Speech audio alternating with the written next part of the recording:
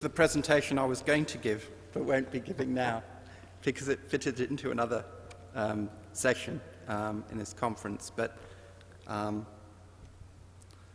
going to sort of close this out, because I think the topic, and thank you, Mr. Sabharwal. I'll just turn this off, and then I can stop being distracted and start communicating properly.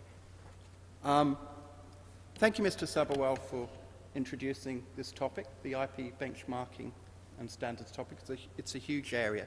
And I suppose I should give some background about myself and what I might be saying in the next 10 minutes. I'm a chemical engineer by background and also an Australian registered patent attorney. I've got 25 years experience in drafting patents in various chemical engineering areas. I've had a fair amount of dealings with the Australian Patent Office as well over that time, because I'm a member of the Institute of Patent and Trademark Attorneys in Australia. So we do get into these issues of IP benchmarking and standards to a lesser extent.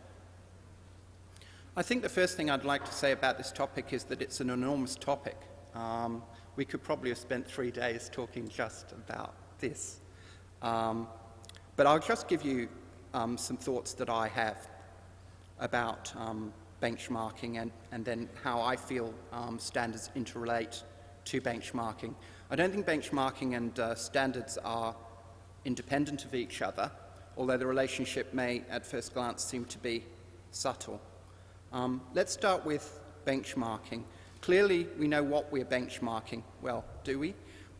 Certainly it's around IPRs. Most of my background's been in patents, so most of this discussion will be about patents, but as Mr. Sabharwal said earlier, all IPRs are relevant here, but patents is what I have dealt with mostly in my career. And so I think, make some sensible comments about that. The very first question I'd say is who is benchmarking, because depending on who is benchmarking, your perspectives are going to change and you're going to be benchmarking different things.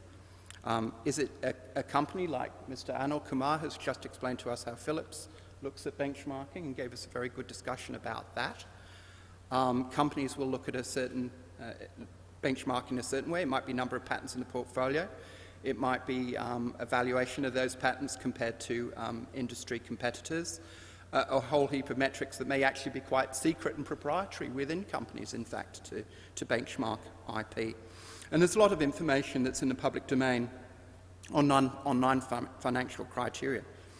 There was a very interesting presentation last year's GIPC about nations benchmarking IP.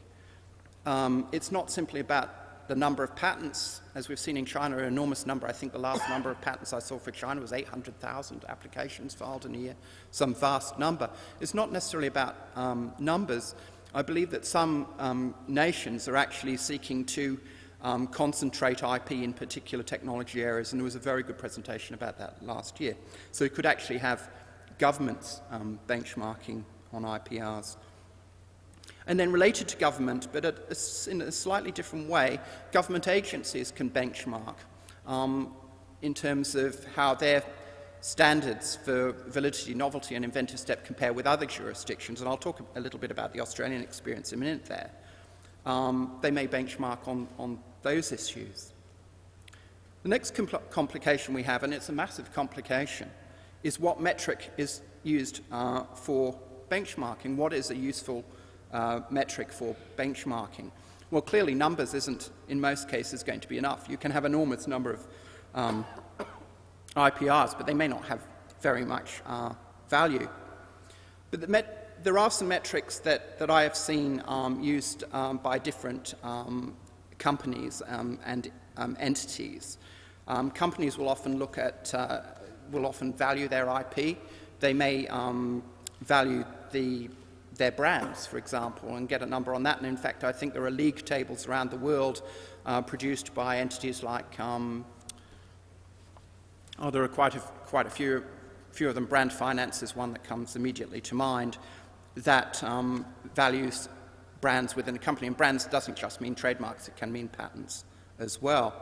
If you look at a public sector institution, particularly a university, the value of licenses is very important to them in metrics, and I've seen many presentations on that and how universities in Australia compare with perhaps other universities in the United States and elsewhere.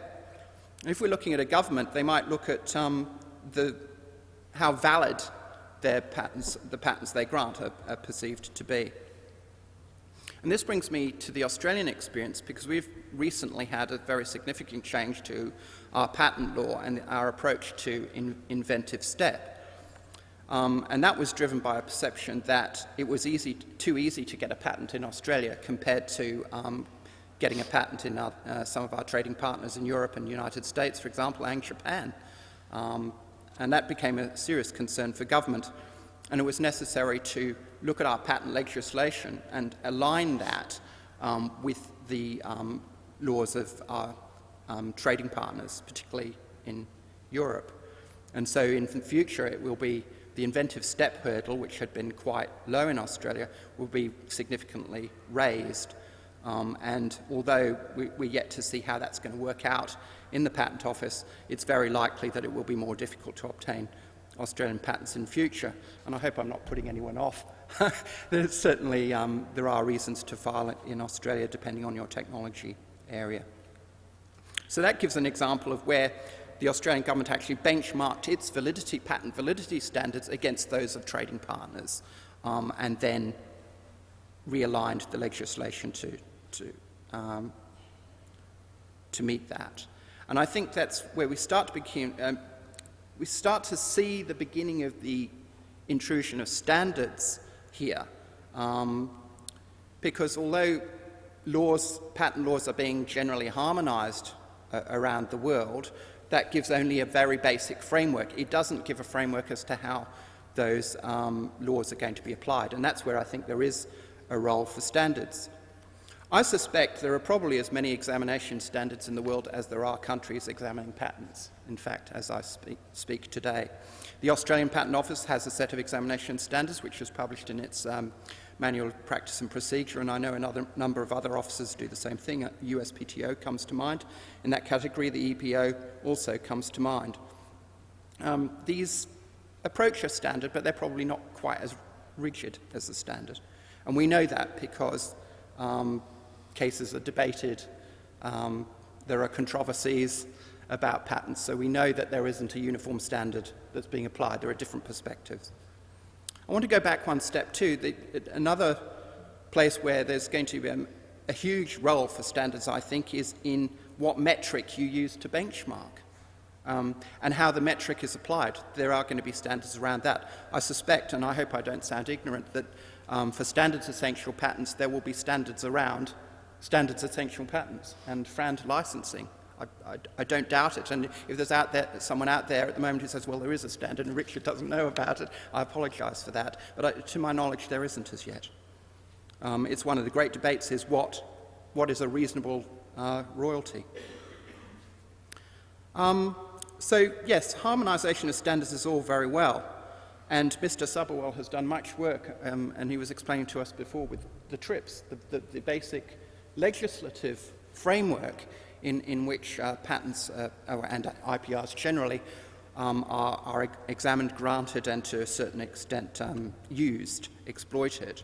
But there is much more role for standards in how those rules are actually applied. And I think there's considerable disagreement around the world as to how certain rules should be applied. And I need only mention the two words compulsory licensing, I think, for everyone to agree with me on that. Different nations have very different views on when compulsory licensing should be applied and when it shouldn't. But one of the interesting things I've seen, and I hope I won't scare anyone here, is there seems to be some